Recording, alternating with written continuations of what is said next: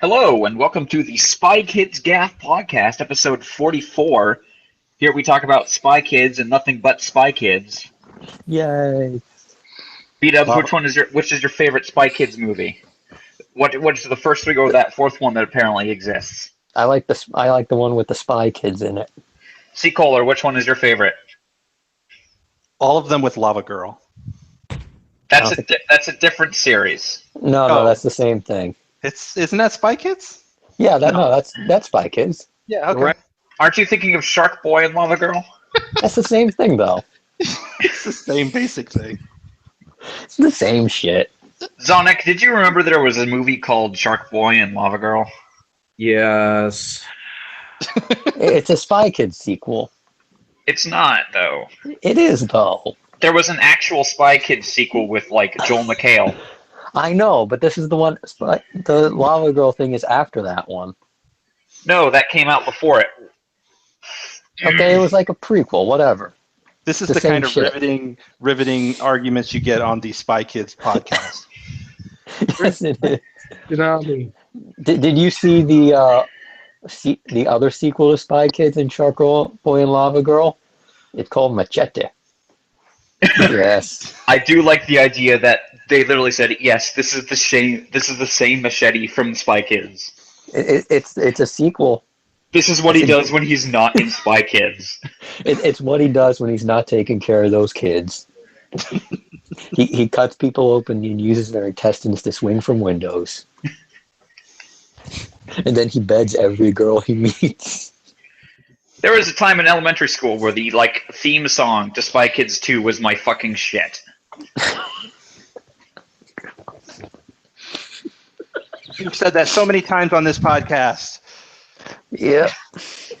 I mean, I've said it 45 times on this 45 episode Spy Kids podcast. Yeah.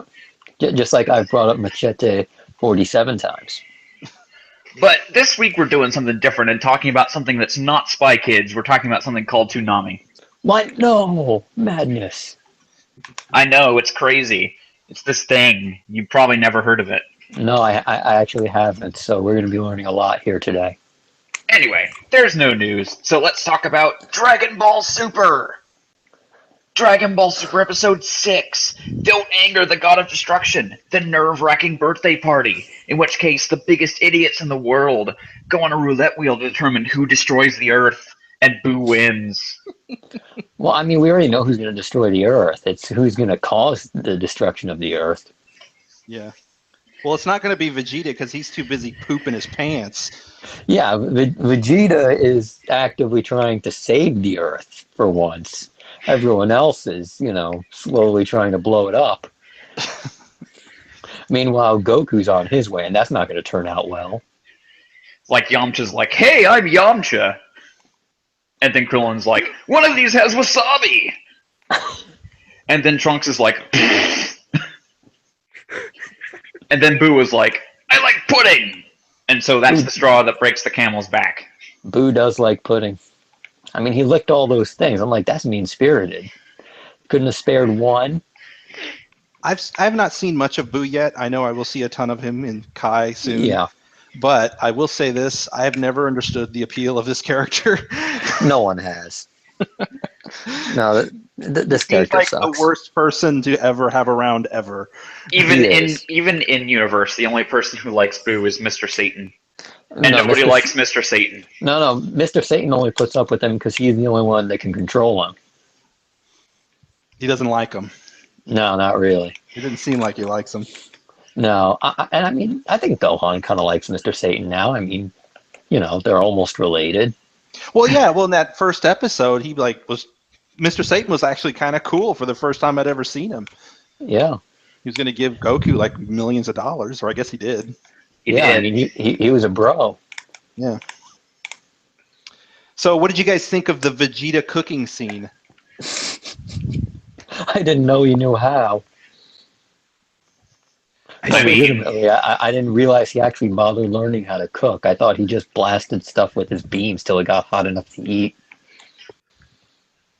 yep, that's kind of what I thought too. It was pretty funny though. Like, I when like did him. he? Vegeta's When did like- Out of character. Vegeta's like, jet fuel can't melt steel beams, but Vegeta can!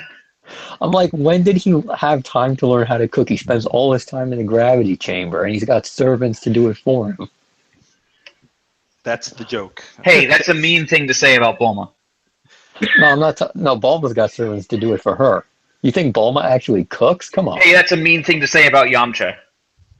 Oh, that's cold-blooded. Because Vegeta does treat him that way. Oh, let's go say hi to Yamcha, why don't we? Yeah. I feel like Bulma still is like rubs her life in his face right now. Like, I'm kind of surprised he hasn't just, jumped off a bridge or something.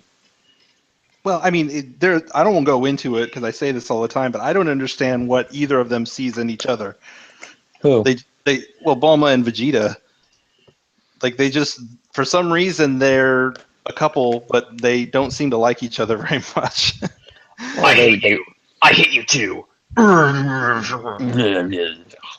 Let's have angry. Yeah, I think that's probably what it is. Well, I mean, we're gonna see a little bit next episode. Yeah, I was surprised to see Vegeta actually get mad about somebody Yeah. hurting. I mean, that seems to be what's going to happen. Yeah, it's the thing is Vegeta he's like the tomboy childhood friend in a romance series. It's Yeah. like, I don't like you, but I do. Yeah, he does seem kind of like he doesn't want to show that he actually cares, so he's always gruff. He Yeah, really does care. I think that though, I wish the storytellers would do a little more in this show to kind of let the audience in on that, because it doesn't feel like it. Like he's never like winking at the camera or doing anything. I mean, not literally, but he's never doing anything to the camera or behind people's back where he's like worried about Bulma. He's always just an ass all the time. And like this is the first time I've ever seen him like actually legit get worried about her. In the part of Super we're watching right now, it's sort of like, wow, Vegeta's actually a good father and husband, Kind of feels that way. That's weird. Yeah, like Goku's a complete fucking moron, though. Dragon Ball is not a very complex show. It's very surface level. This is true, but Goku is still a fucking moron. Yeah. Zonic, what do you have to think about this episode? I still prefer Vegeta dancing over the takoyaki. But I've seen Battle of God, so I know what happens. And as someone who actually really likes Battle of God, I still like this episode, even if I question some of the small little changes that they made. But I'm okay. Like removing Beerus breakdancing. I'm okay with that. I saw the GIF. It looked funny, but that probably wasn't a big loss, I guess. Yeah. Besides, he doesn't really seem like the character who'd do that. I will say I do like Beerus in general, even though I know he's going to turn evil next episode. Like this whole episode, he was really cool. For most of it. He's pretty bro. Yeah. I mean, just keep him fed and don't spray him with water. Right. Well, basically treat him like a cat. Because that's what he looks like. That's true. I never thought about that. The only other thing I remember about this episode was that they dubbed the ending. It's always been dubbed. No. It has. I swear to God, it's been dubbed from the start. Am I crazy? I thought it wasn't. You are crazy. Also, it was Berenstein Bears. God damn it. I can't believe that. You're telling me every episode, every ending had an English singer? Yeah. I'm pretty sure did it, because I have subtitles on my TV, and they clearly show Japanese language. All right. I'm just crazy then. I swear that was like something new this week, because everybody was freaking out about it. Everyone just noticed. Okay. I don't get it. I'm fairly sure it was English the whole time. All right. Anyway, let's move on to Dragon Ball Z Kai. Dragon Ball Z Kai episode 104, Gohan the Teacher, Vidal's Flying Technique Tutorial, in which Goten makes Vidal feel like shit. Well, him and Trunks made Vegeta feel like shit, so, she's not the only one. I love Videl as a character, at least She's this version awesome. of her. But I will say that I think a bit of her, the only kind of negative to her character was coming out in this episode. She was making herself feel like shit. It's like, just the fact that Goten can fly around shouldn't make you so pissed off. Just get better. I mean, he's like 7. You know. Well, whatever. But she's just too jealous. I mean, she needs to get over it. She doesn't know that Gohan and Goten are part alien. Yeah, Right. like she doesn't know that Goten is already like ridiculously strong and could fight off, universal tyrants and shit. Yeah. Like she's got no idea about that shit. But she was adorable in this episode when she finally did learn to fly and just, oh my gosh. Oh, she was so happy with herself. Yeah, it was great. And then Gohan had to ruin her. No. You ruined everything! No, the short hair is better. What? Shut your mouth. It's better. You and I are And enemies. B-Dubs was banned from the podcast forever. You're all monsters.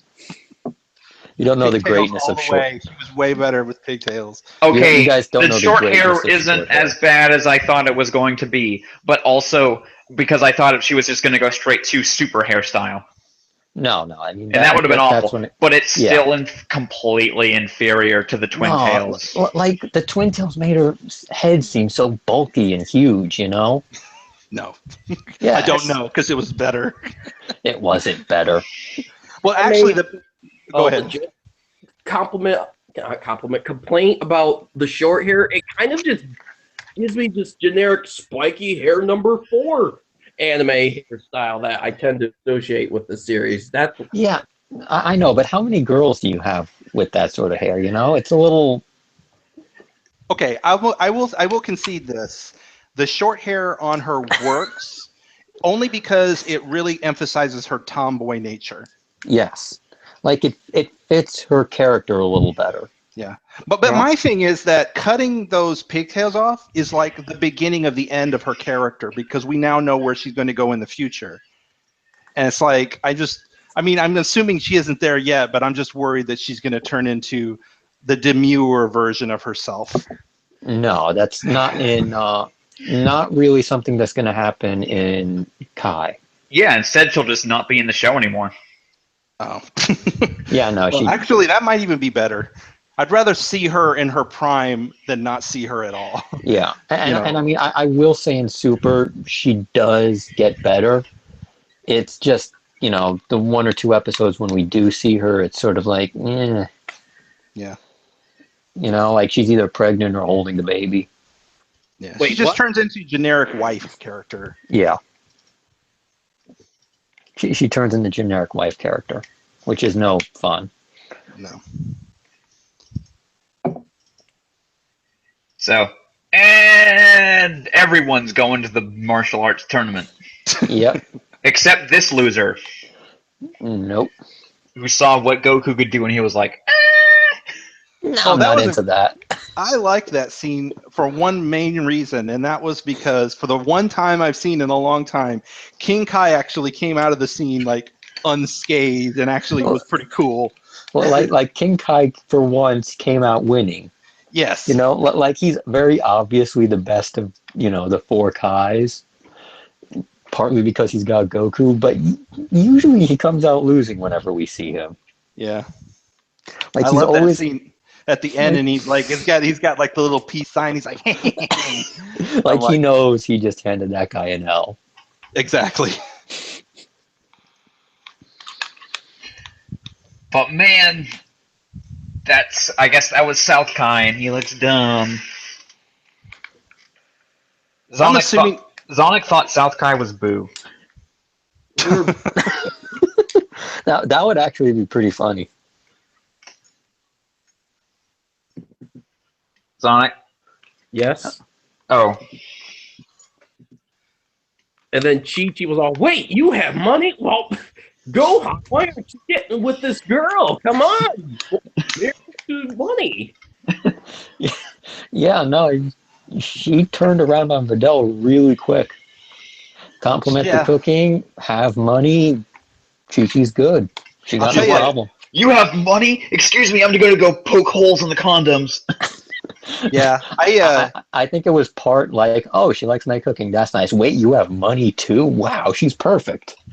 this is something I've learned recently about Chi-Chi. I did not know is that she clearly cares more about money than she cares about Gohan's education. That's Well, an unexpected twist in her character. at this point, they're kind of broke, you Well, know? true. So, and she's still got another kid to raise. So, it kind of makes sense.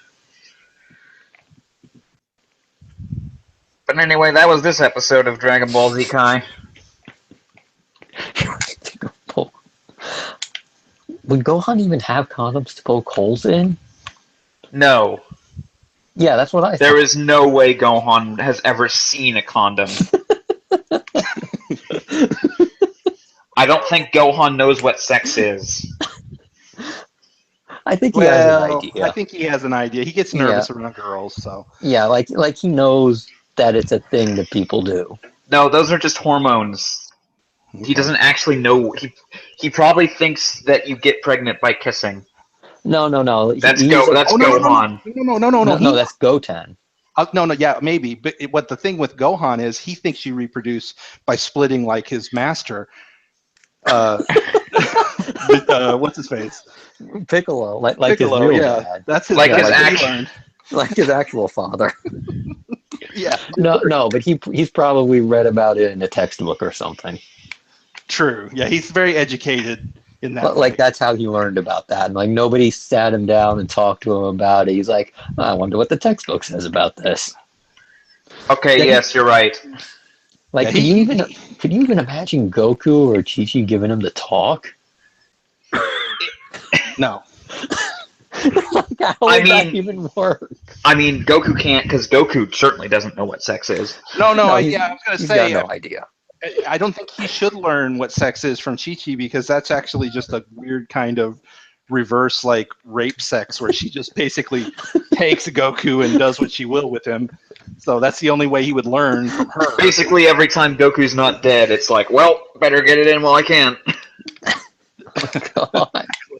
Wow, we've gone to a dark place here. Okay. Next, What was that, Zonic? let's move on. Day, everyone.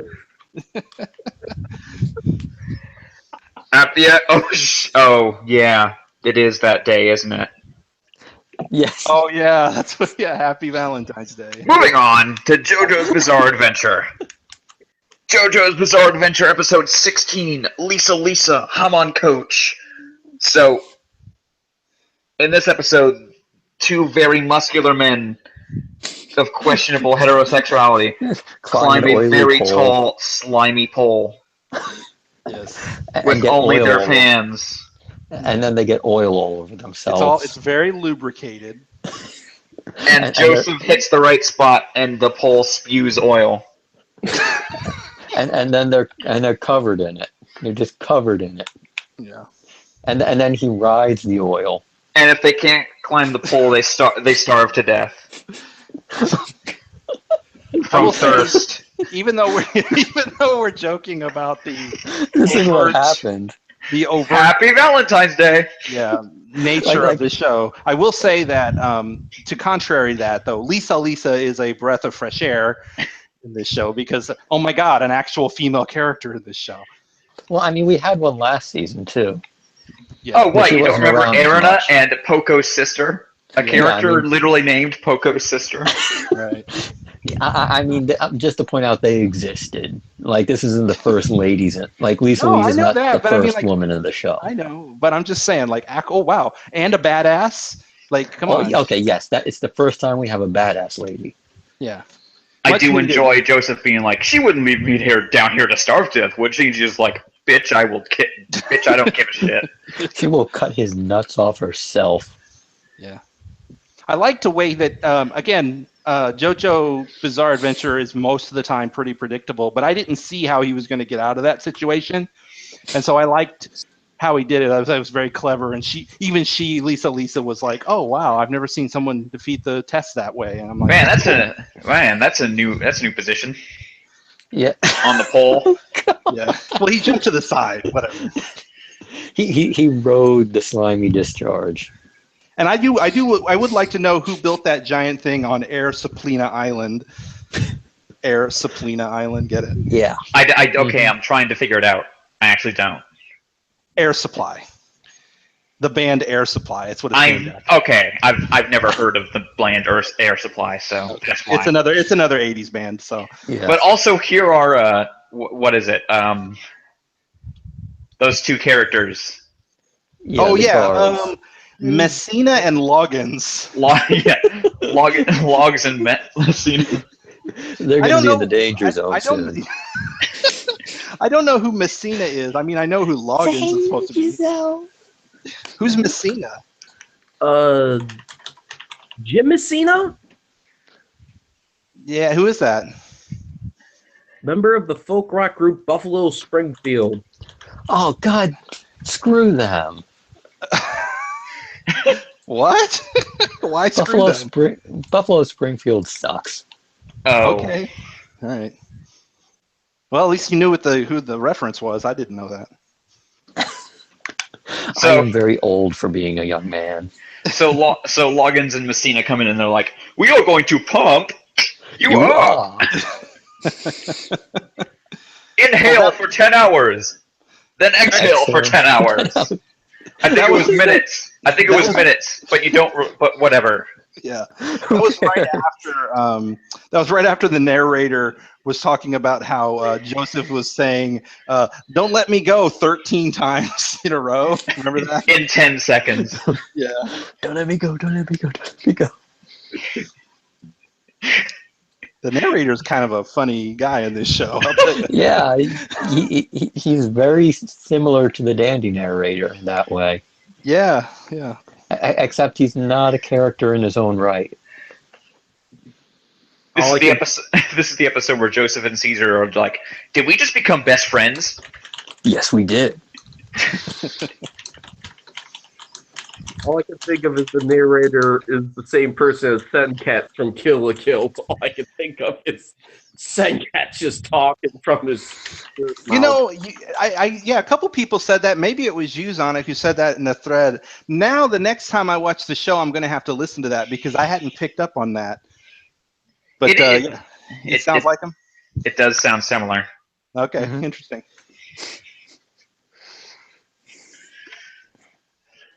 Well, okay, so they got out of the test, they passed the test, and now they got their training montage, so I'm assuming the battles are coming up soon. Oh, yeah. Yeah, they're headed to the danger zone now. Are they on the highway? They're on the highway to hell. Highway to hell. Well, let's get on the AC/DC. Yes. Yeah. So let's get on the highway to boring. Oh, it's not that boring. With Mobile Suit Gundam Unicorn. Mobile Suit Gundam Unicorn episode 6. Under the Mask. And under the mask, it's some fat face dude. This is officially the end of OAV2, I think, this episode. Actually, it kind of feels like maybe OAV2 was like an extra episode longer. Oh, okay. So it's this only episode this episode literally ended is cut to shot of the asteroid, but they just kind of ended the episode right there after like half a second of that shot, and it's fuck it, let's not even fix it. Yeah, it's probably one more episode longer. Like that, I still say that's my main complaint right now is what the hell are they doing with how they cut this shit up? It's bullshit. Like at least try and make it cleaner. So all I can remember from this episode was they had that long talk about war and everything in the room, and Lieutenant Whitehair guy kept going off on him, getting pissed off. Who, by the way, I thought was a girl for like half the episode until he talked. No, that's Angelo or something. Remember when that one guy was there and he was like, Angelo, and it's like, oh no, Angelo. Okay, well, the guy with the white hair, yeah. Anyway. So then that happened, and it was just a long conversation. And then they did what they always do in all these episodes, which is they just talk a long time about stuff that's already happened in other shows. And I didn't know about any of it, so I'm just like, okay, whatever. No, someone, I think it was Ace Rever, went back and read whatever summary of Yes. the UC stuff that had happened before, and he said it helped quite a bit with in terms of enjoyment. Yeah, I'm sure it does. I mean, again, I've kind of resigned myself to this point of realizing that this is a show that's intended for people who are big into Gundam, and that if you're not into Gundam or hadn't seen those shows, it's like you're going to get a little bit of enjoyment out of it, but a lot of it's just going to go over your head. Right. Yeah. It's like I said, it's like reading the sixth Harry Potter book, having never heard of it before. Right. You know, like you're gonna be like, oh yeah, no, this is cool, but I don't understand any of this. Yeah. Now, was it a big deal when the Char clone guy took his mask off and we saw his face? Like, were we supposed to recognize him? I don't think so. I don't think so, because Benager still doesn't know if he's Char or not. No, Okay. I mean I don't think he's Char. I mean there's always a Char. I mean that's basically how UC works. There's always some guy wearing a mask saying he's Char. But is this guy literally a clone, or do you guys just use that metaphorically? I'm pretty sure it's just a metaphor on account Gundam has a character who wears a mask. Okay. Yeah, no, he's just. I mean, when we say Char clone, it's because they basically every one of them has a Char. Got it. Whatever reason. And after that scene, I can't even remember what happened. Well, Honestly, Benager got taken to like the home of these weird, ugly asteroid people. Oh yeah. Yes, and then they talked about how neither side are the good guys. Right. And it made the kids cry. Yes, they made the kids cry. Those ugly asteroid children. Yeah, they were pretty ugly, actually. They really were. You know they're the downtrodden, oppressed people because they're weird, ugly people. Yeah. They're like big, long foreheads. Yeah, I mean. Oh God, this got racist against fictional space people. Yeah, well, I mean, this entire series it basically feels like Mussolini's Italy versus Hitler's Germany. Like there's no good guy here. Yeah. Oh, the one other thing I do remember is Mussolini's Italy versus Hitler's Germany is JoJo's Bizarre Adventure Part 2. Literally. No, I mean, but yeah, literally. But there's a good guy there. You got JoJo. You got the American guy coming in, and it's like after the Allies liberated Italy and they joined in the fight. That's like. This is getting complicated. Back to Gundam. So yes. Audrey appears to have this superpower where any guy she talks to is like, I will devote my life to you.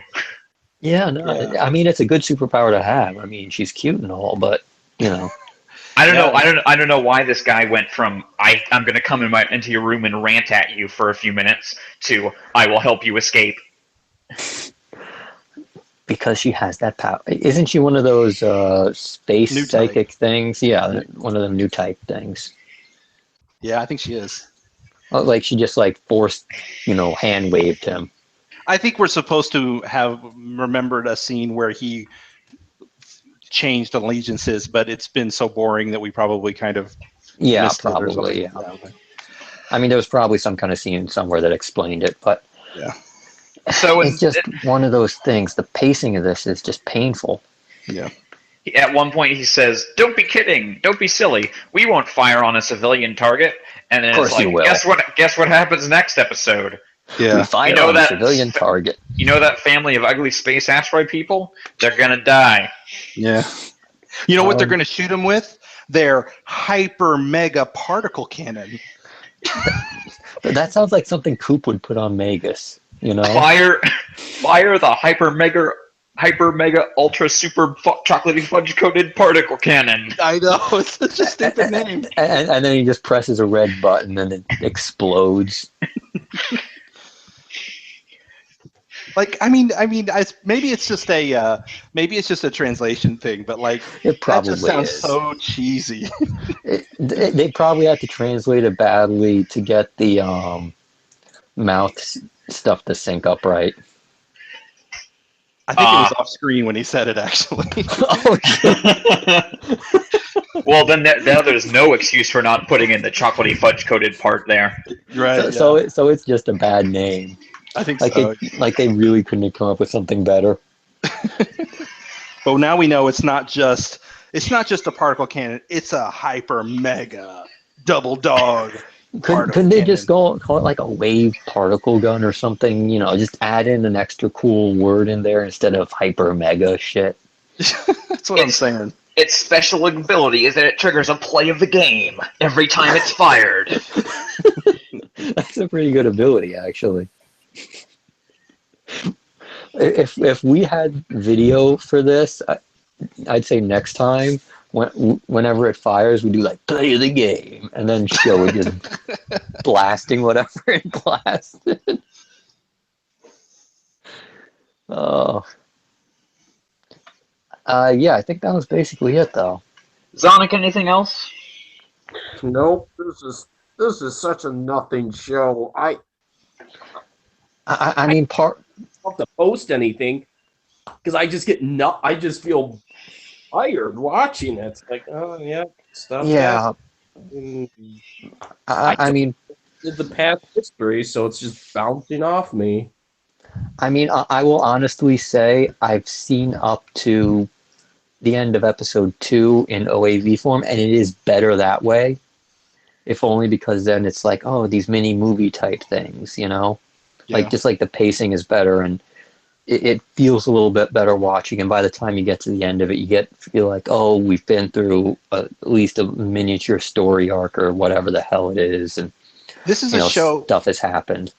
This is a show where you keep expecting them to get past the exposition and get onto the story, but then they haven't yet. They just keep giving you more. Like I get the impression they're never going to stop with the exposition.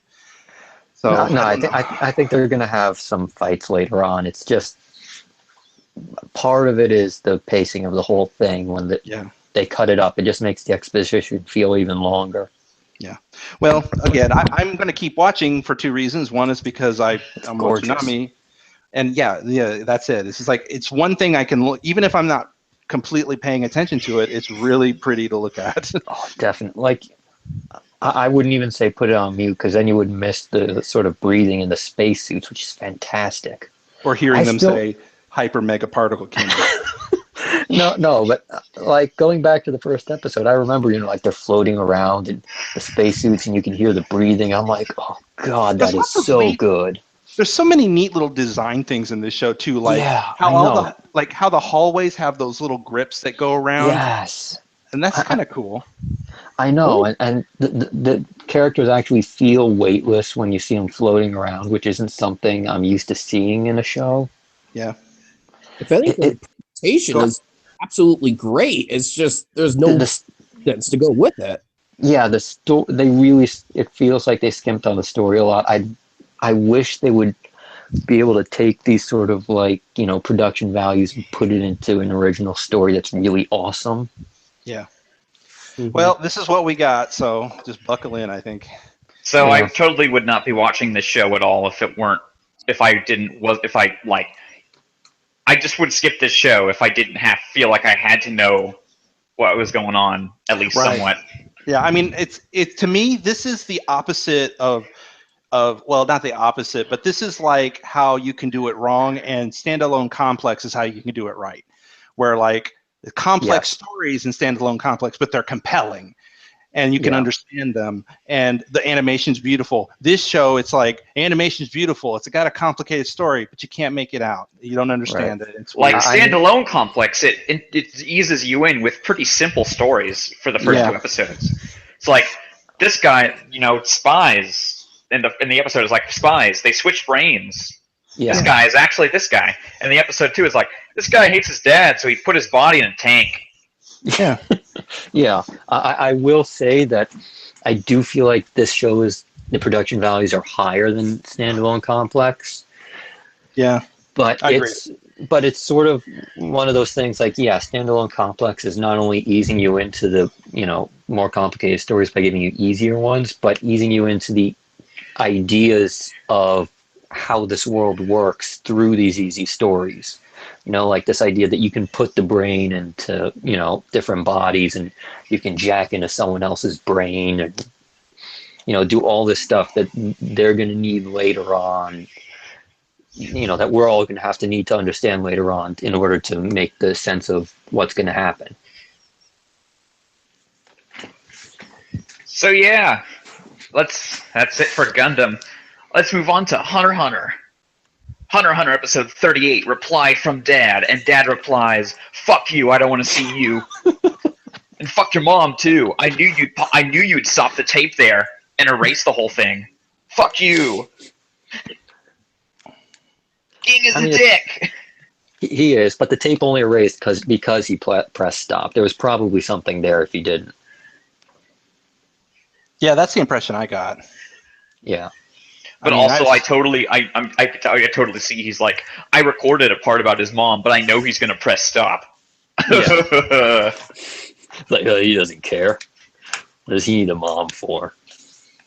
So now it kind of left me wondering what's in it for Gon to go and find his dad now. Well, I mean, it's what he wants to do. Well, I mean, obviously, in a general sense, he has a goal and it's what he wants to do. But I don't get if he has half a brain, and Gon seems to have more of a brain than some other protagonists. I would assume dumbass, though. Yeah, kind of. But I would say that it feels like he at this point. I mean, what's he think's going to happen? I mean, obviously, he's going to meet up with his dad at some point, and he's going to be a dick to him. So I think that's all he wants, though, is he wants to meet the guy. He's in it for the challenge. Okay, that part makes sense. Yeah, that makes sense. Like, I feel like if it was super easy, he might not be as into it as he is. Yeah.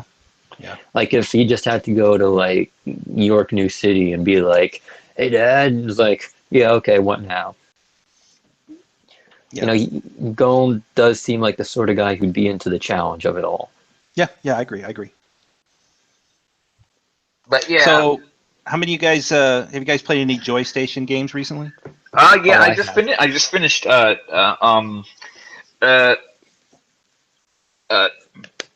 Greed Island. No, he didn't finish Greed Island. There's no way, Please. right?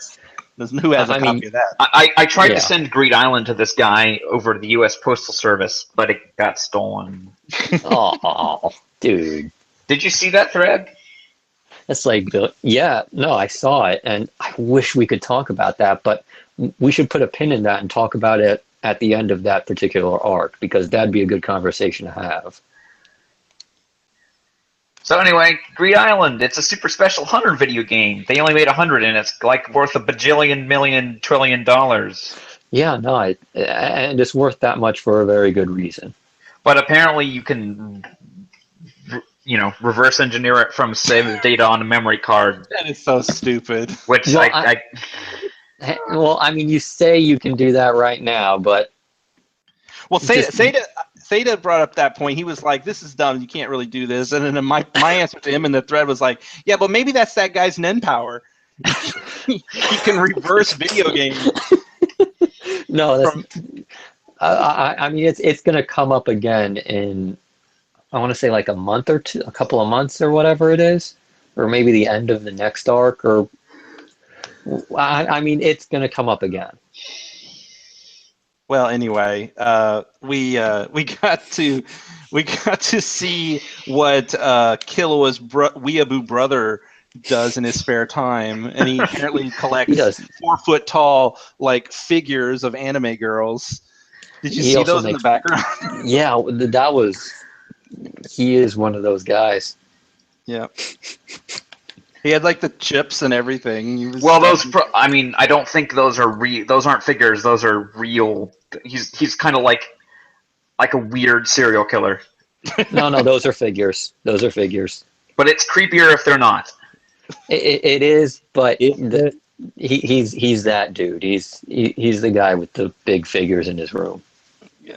Not that I have anything against people collecting figures, but it was just so blatant in this episode. He's got he's like every stereotype of, Yeah.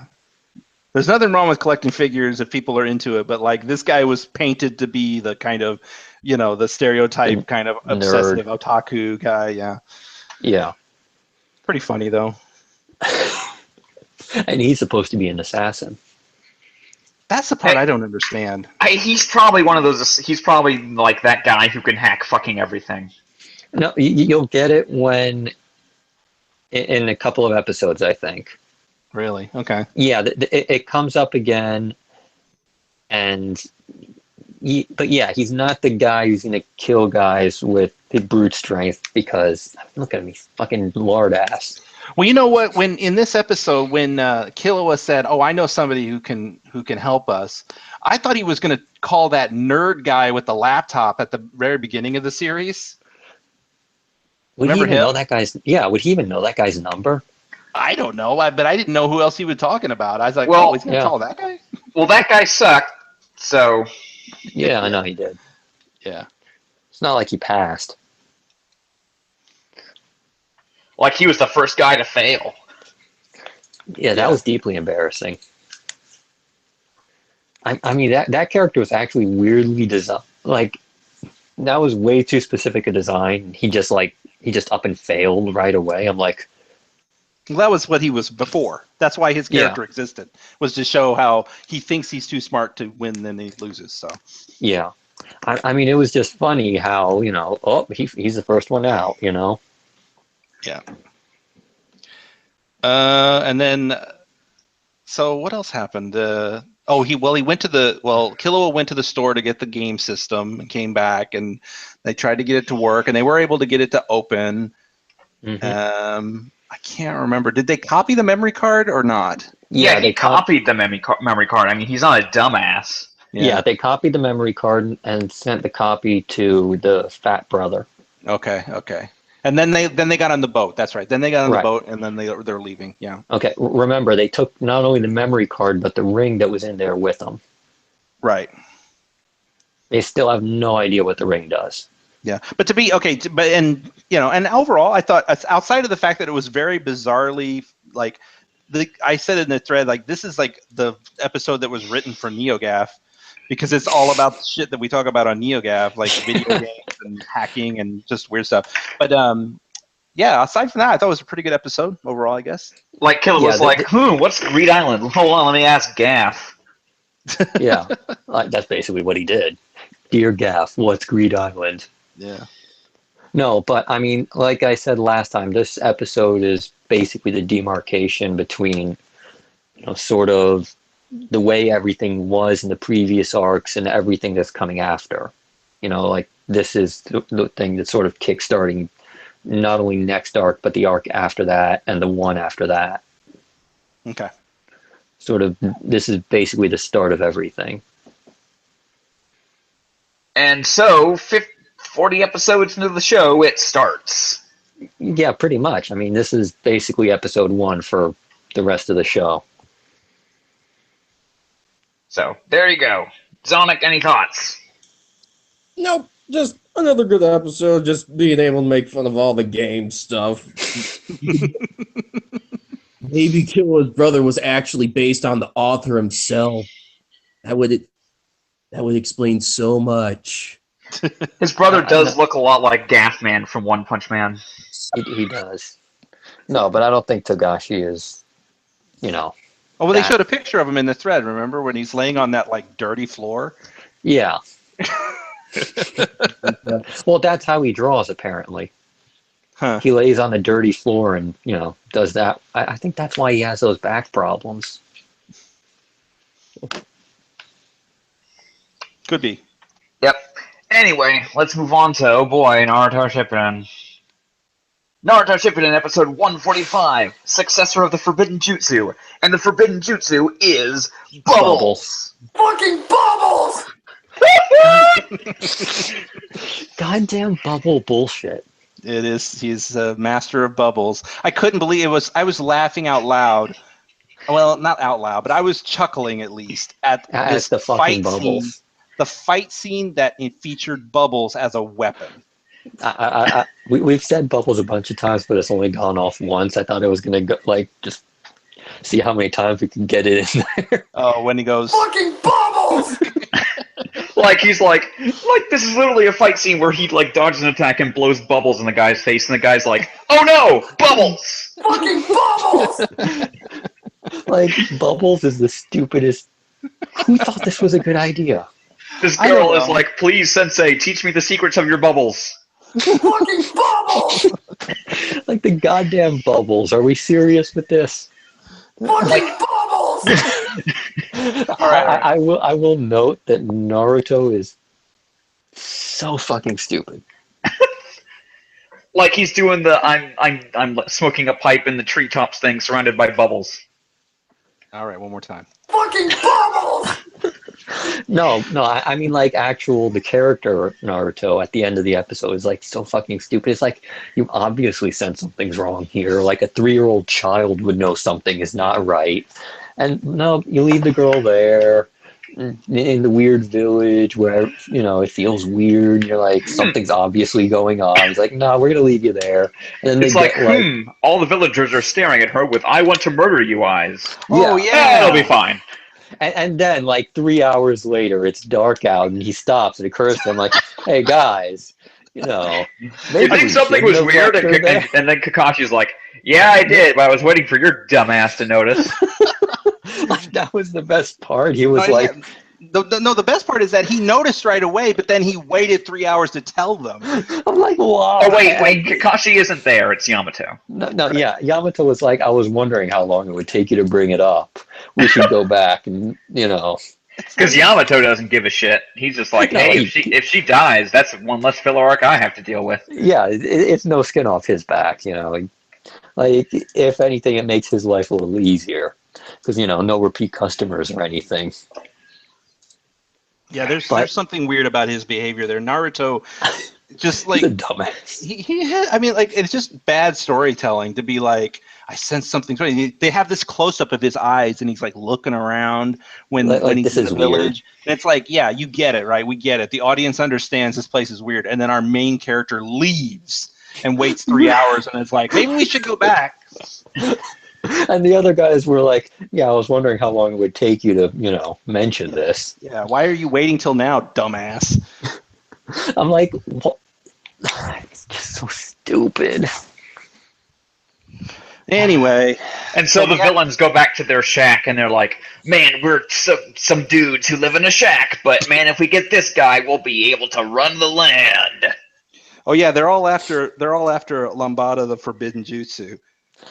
What is that? The bubble thing? I don't know what it is. They haven't showed it yet. The girl has some forbidden jutsu that no one has seen. There's always something forbidden, and it's always some bullshit technique that's like There's like easily 75 countered. forbidden jutsus, and then it's just like, it's And, bubbles. Yeah, and like 90% of them are like pure bullshit that any moron could get past. I will say, I didn't like it, but I was mildly entertained by the whole like he didn't want to teach her anything, and then she ends up figuring shit out on her own and doing the water jutsu and all that stuff. And it's like that was the only part of the episode I was like, yeah, this is okay. I mean, it wasn't bad, but it wasn't good. No, it was not good.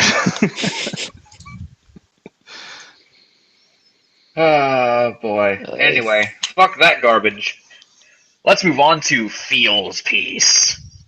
Oh, One Piece, episode 379. Brooks passed a sad farewell with his cheerful comrade.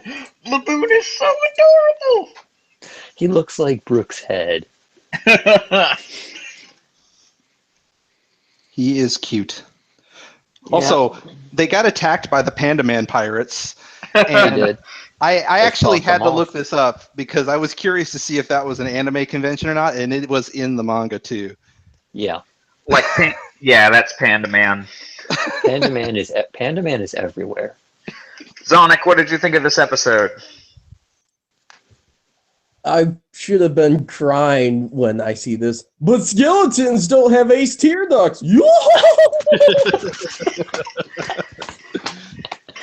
No, the sad one is next episode, but yeah. Oh this one my was- god, next episode! Yeah. Everybody in the thread was like, "Oh, this is going to be an episode. You guys are going to get bawling." And I'm like, "This episode has a sad part or two in it, but It this is not does. the one. This is not the No. one. The next episode, oh boy." The next one is just going to be, like gifs of tears rolling down Yeah, people's there's gonna be, faces for like like, 100 posts. That gif of the wave that says "feels" coming in.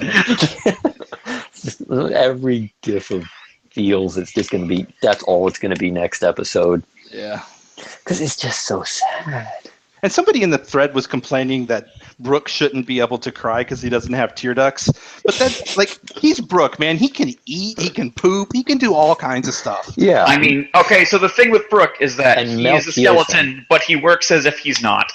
Right. Yeah. There you go. The only That's thing the that- answer to Brooke. The only thing that's He weird can also about- put stuff in his head.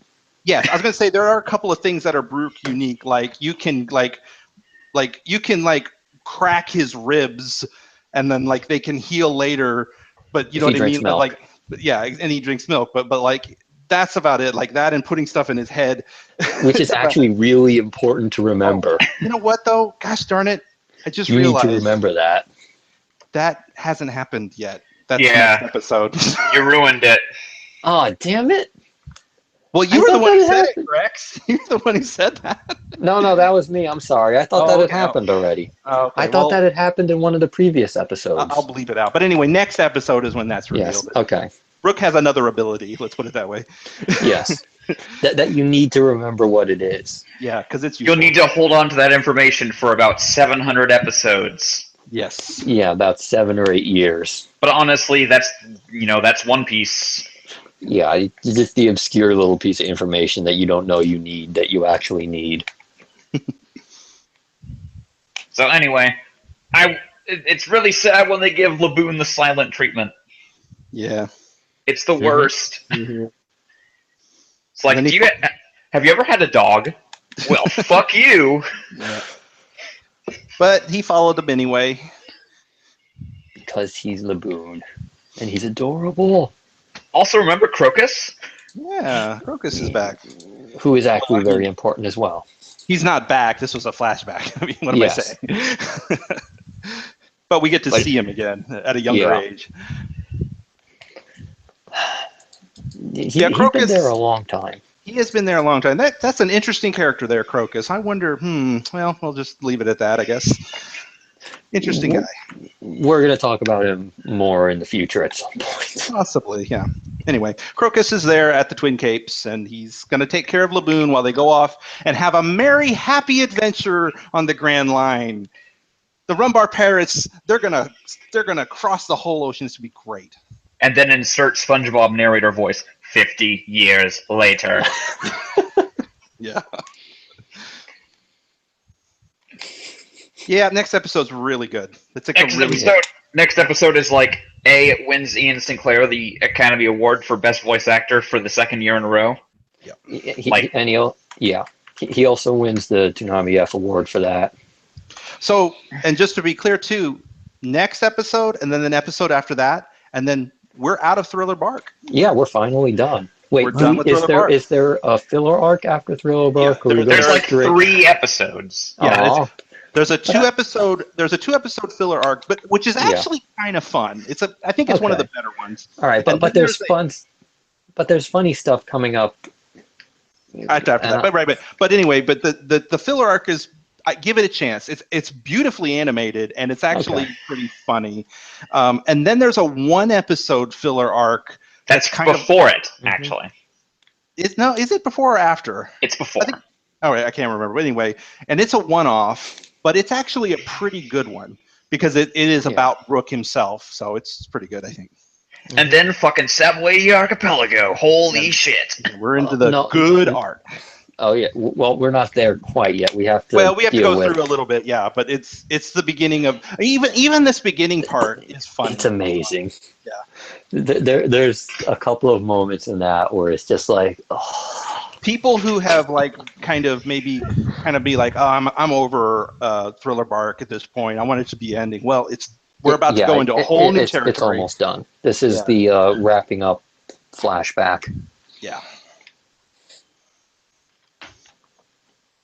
I can't wait.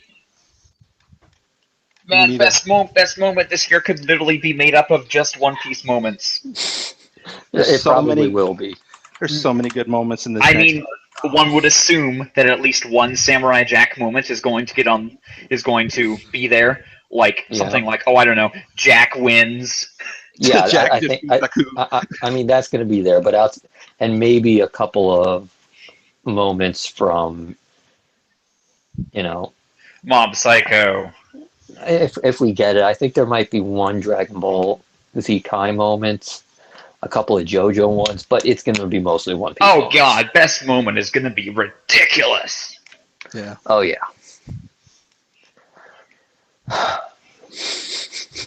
Impossible to. Well, I mean, not impossible because the winner is already determined. It's happening next episode. Yes, it is. I don't know that. I No, mean, I no. think it's an awesome. I- I think it's an awesome moment, but I don't know if it's going to win the competition. It depends on where One Piece gets by the end of the year. If it gets to a certain point, that's going to win it. I know the one you're talking about. Yeah. Yeah, you know what I'm talking about. I don't think there's There's anything that actually could two. beat that. There's two amazing moments in the next arc that, to me, are like two of the best moments in all of One Piece. Yes. And I think they might both be this year. So So, Zonic, what have you thought of Thriller Bark so far? Pretty much the consensus of, yeah, this is good. It lasts a little long, but I'm still, especially some of the episodes just dragging, like the last few episodes of, we need to show you this explosion happening again. But oh yeah, it's nice being sort of in the final phases, and I don't mind the flashback, although it kind of hit me like, holy crap, Brooke's technically 88 years old.